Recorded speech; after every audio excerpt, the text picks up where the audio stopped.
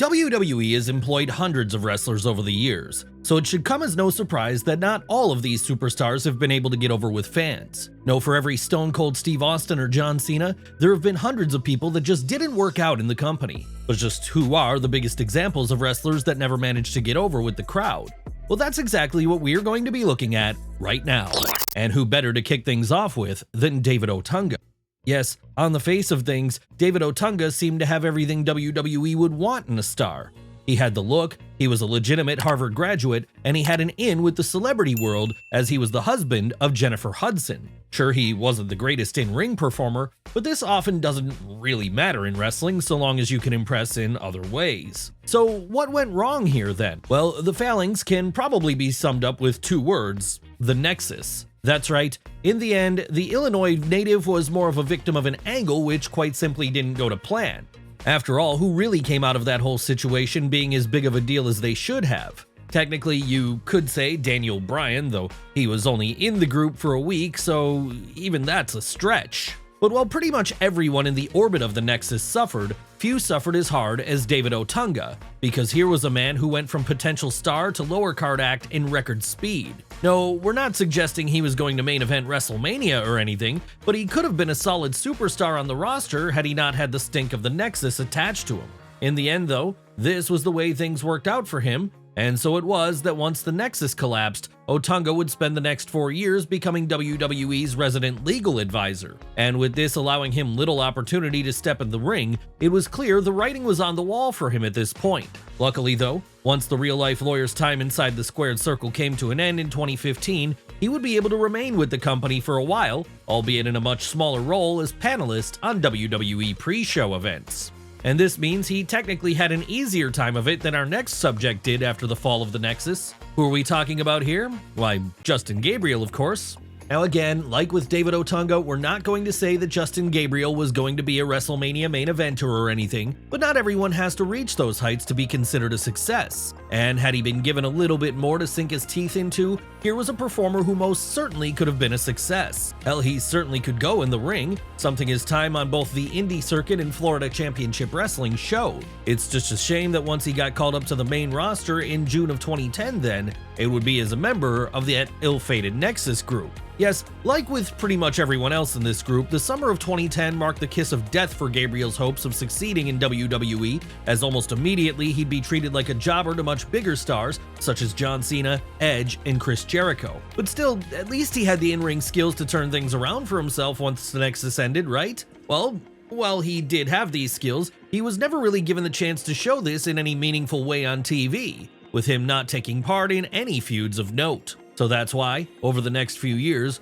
Gabriel just kind of milled around, usually serving as a warm body who could be slotted into something like a multi-man ladder match whenever needed. Sure, his record might say that he had some success and that he was a 3-time tag team champion with Heath Slater, but not many fans cared about the tag team titles during the late 2000s. And so unfortunately for Justin Gabriel, talented as he was unable to get over with fans. Which was exactly why in 2015 he'd suffer the same fate as his former stablemate David Otunga. But unlike Otunga, Gabriel wouldn't get a second bite at the apple in WWE as an analyst. No, instead he'd have to venture out elsewhere to places such as TNA and Ring of Honor. But let's move away from the men's division for a moment and onto the women's, as they've had their fair share of failures in the Fed over the years too. And one of the most notable examples of this would be our next subject, Lacy Evans. Yes, taking one look at Lacy Evans would lead you to believe she was destined for superstardom in WWE, as she had everything they could want in a performer. Good look, good character, and good at cutting promos too. No, she was never Charlotte Flair in the ring, but she didn't have to be in order to break out. And that makes it all the more puzzling then that by the time her run came to an end, she'd never have fully gotten over with fans at any point during her run. So what happened? Well, questionable booking, sadly. That's right, after debuting on Raw in early 2019 and getting some initial momentum as a challenger to Becky Lynch's Raw Women's title, things quickly fell off the rails for the Georgia native. Not that WWE were burying her or anything here, in fact, they still seem to be all in on the military veteran, but by this point in time, Vince McMahon's booking was at its lowest point, so this meant everything Evans did seemed to backfire on her.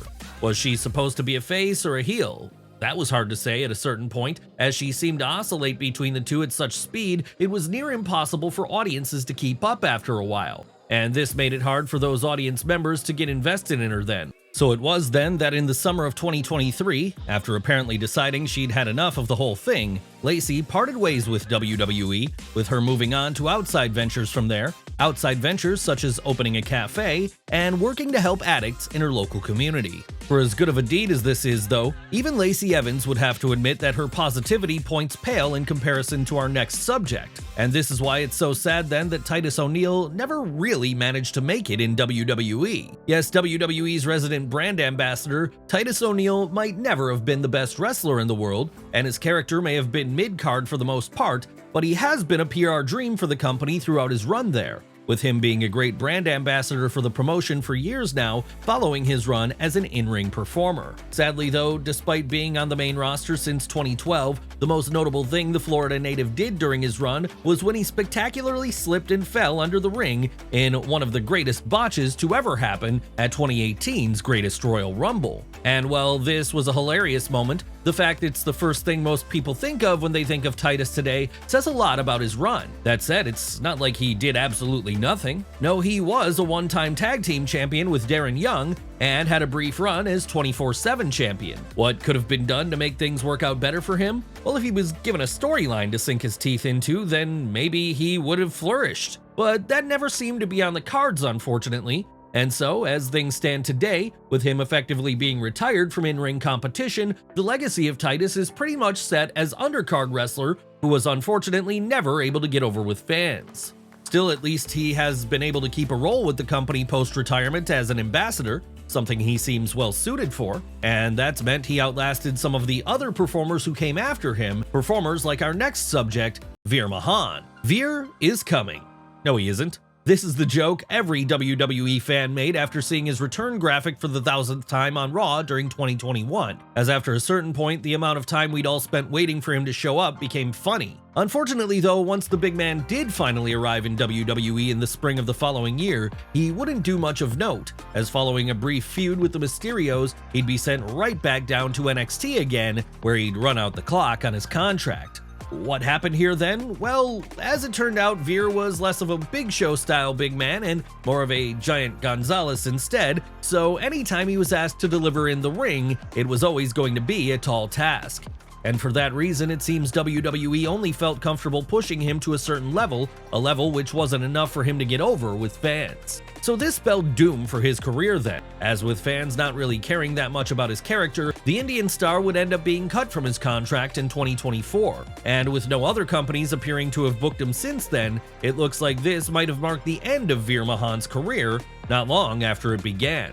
Of course, Veer isn't the only wrestler of Indian descent who struggled to get over with fans in WWE during the late 2010s and early 2020s though, as the exact same thing could be said about our next subjects too, the Singh brothers. Yes, they're Canadian, but both Gurvinda Shira and Harvinda Shira are of Indian heritage, and so it makes sense that when they were called up to the WWE main roster in 2017 following a spell in NXT, they'd be paired up with another Canadian-born Indian-descended star in Jinder Mahal. What role would the men then going as Sunil and Samar Singh play here? Well, that would be as the lackeys to Jinder during his WWE title reign. Two people who could interfere in his matches and usually end up getting destroyed by the babyface as a result. Unfortunately for the duo originally known as the Bollywood Boys though, this role didn't really offer them much opportunity to get over themselves.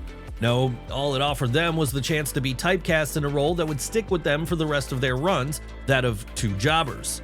So it shouldn't come as much of a surprise that even when they parted ways with Mahal in 2019 and returned to tag team action, they'd struggle to get audiences invested in anything they did. And it also shouldn't come as a surprise to learn that this also meant when it was time for the dreaded budget cuts to occur again in the summer of 2021, Sunil and Samar would find their heads on the chopping block, with this marking the end of their time in the spotlight. Sure, they would at least get a tryout in AEW following that when they appeared on an episode of Dark Elevation in 2022, but that doesn't appear to have led to a contract offer from them. So we can only assume at this point that the Singh brothers' hopes of making it big have all but disappeared, that is, unless WWE decides to give them another chance in a role which might allow them to get over with fans. Even if this never happens though, the pair can rest easy in the knowledge it's not just them who failed to get over in WWE during the late 2010s and early 2020s, as the exact same thing would happen with our next subject too. No way!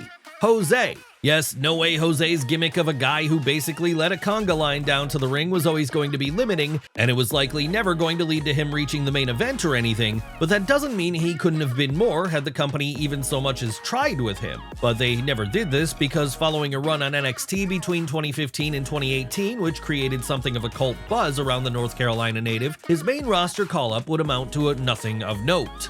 Seriously, Jose's time on Raw between 2018 and 2020 can be summed up thusly: got drafted, scored an upset win over Baron Corbin, lost pretty much every other match, got eliminated from the Royal Rumble by Samoa Joe in 2 seconds, and then sadly got released from his contract. And so it's not surprising to hear that fans of the main roster never really took to this gimmick in the same way they had down in NXT. Could he have been more though? Most certainly. And had he been given more, then maybe he would have gotten over in a notable way. But instead, all Levis Valenzuela, the man behind the character, got to work with was the aforementioned moments, that and brief periods of dancing his way down to the ring in between this. And since leaving WWE, he went on to join TNA in 2020, with him continuing on as something of an undercard comedy act. So maybe it wasn't WWE's fault he never got over, maybe it was just his own limitations which led to this. But what about our next subject? A man who came into WWE with a lot more hype, Apollo Crews. Why is that? Well, because Apollo Crews was a fantastic wrestler on the indies. Yes, as far back as his days in Dragon Gate, where he worked under the name of Uhaa Nation, he had been putting on consistently great performances. Sadly though, upon joining WWE in 2015, things just have never been able to fully click for the Sacramento native, and this has led to him never really being a hit with fans. But while Crews has yet to get over in WWE, it's not too late for him, as he's still an active wrestler there and still has all the potential in the world. All he needs is the right presentation, and he could be a star. Now, he might not be a main event level prospect anymore, but he could still be a very solid mid-card act and a popular one with audiences. What he needs, though, is not to be placed in undercard stables like Titus Worldwide. Instead, he needs to be treated like a real threat, someone who shows the talents he has in the ring on a regular basis and use this to establish himself to fans. Yes, if the chance is given to Apollo Crews, then he may not be a WWE flop for much longer. It's a shame we can't go back in time and do the same thing for our next subject too then, as back during the Ruthless Aggression era, he was one of the most underutilized talents on the roster. Who are we talking about this time? Who else but Charlie Haas. Yes, we know it's easy to think of Shelton Benjamin as being the true underutilized member of Team Angle, but for as wasted as he was at times, the gold standard was most certainly over with fans, something which cannot be said about his tag team partner. And that's really a shame because while he was never the flashiest and arguably wasn't as good as Benjamin, Haas certainly had skills in the ring himself. Even during that era though, when in-ring work was becoming more prized with the WWE audience, however, this was not enough to get the Oklahoma native over, as once Team Angle split and everyone involved went their own separate ways, he'd find himself getting lost in the mix during mid-2000s SmackDown. But even when he briefly left WWE and returned again in 2006, this time to Raw, it wouldn't get much better for Charlie Haas, as now, in an attempt to give him some character, he'd end up getting saddled with some bad gimmicks such as the one which saw him parody other wrestlers for a time. Of course, it didn't matter who he was dressing up as here though, whether it be Hulk Hogan, Steve Austin, or The Undertaker, none of this was enough to get him over with fans. And so despite having all the talent in the world, in the end, his time with the Fed would come to a sad and anticlimactic close when in 2010, not long after one final loss to Crime Time, he'd be released from his contract. What would he do from here? Hang around on the indies for a while, and this meant he had to watch from afar as our next subject was also struggling to get over in WWE, none other than Mojo Rawley. Yes, like with so many others we've looked at today, Mojo Rawley was unlikely to be a true top guy or anything, but any wrestling company out there has multiple roles which need to be filled, and he could have certainly filled any number of these, getting over with fans in the process. Alas though, rather than become a solid mid-card act, the Virginia native was very early on slotted into the role of pretty much being a jobber, a role which began during his time in NXT between 2015 and 2017, and which continued on once he joined the main roster during the latter year and formed a tag team with Zack Ryder. Yes, it's true that the Hype Bros had a certain cult status to them, but that was less to do with Rawley being over and more with his partner being over instead. After all, many fans were all in on the Ryder Revolution at various points. And so, rather than ever gain the love and acceptance of audiences, the Jannetty of the duo was pretty much relegated to being the pin eater. And when he was finally asked to fly solo in 2017, his stock would fall even further, as this was the point he became a 24/7 title division guy, the lowest echelon anyone could reach in WWE during the late 2010s. That's right, the reality was that even if he would become a 7-time 24/7 champion, once Mojo was put in this position, fans were unlikely to take him as being anything more than a comedy act. Even a friendship with New England Patriots tight end Rob Gronkowski couldn't help him win any favor in their eyes anymore. And so it was that in April of 2021, after spending 10 months being off of TV on account of creative having nothing for him, Rawley would be cut from his contract as his time with the Fed came to a permanent end. But he is not the only former 24/7 champion who can say they failed to get over with fans in WWE. No, back over in the women's division, we see that same story playing out with our next subject too, Dana Brooke. Yes, during Brooke's time spent with WWE between 2013 and 2023, she had all the tools required to be a solid mid-card act. Sadly though, while she might have reached that mid-card level at points, she was never really able to get live audiences behind her. Why was this? Well, because she never really developed much of a character which would allow them to get invested in what she was doing. Yes, the closest she came to this was her time spent as a lackey to Charlotte Flair, a gimmick she debuted on the main roster with back in 2016. And after this, she would go on to play the role of valet for Titus Worldwide for a year or so. Sadly though, neither of these getting over with fans. But still, this wouldn't be the lowest point for Dana Brooke, as by the time the 2020s were dawning, she'd be stuck in the 24/7 title division, a role which meant she'd spend most of her time being part of a crowd chasing around R-Truth during backstage segments on Raw and SmackDown. Yes, she did win that belt from him a few times, 15 to be exact, but this was never taken as a serious belt. Unlike with some others we've looked at today though, at least Brooke's failure to get over in WWE was rectified somewhat when, following her release from the company in 2023, she joined the TNA roster and take on the new gimmick of Ash by Elegance. A character that has worked out pretty well for her so far. Will this lead to her getting another shot in WWE again at some point in the future? Who knows? But if she ever does get that shot, she may finally be able to make it out of that category of wrestlers who failed to get over in WWE.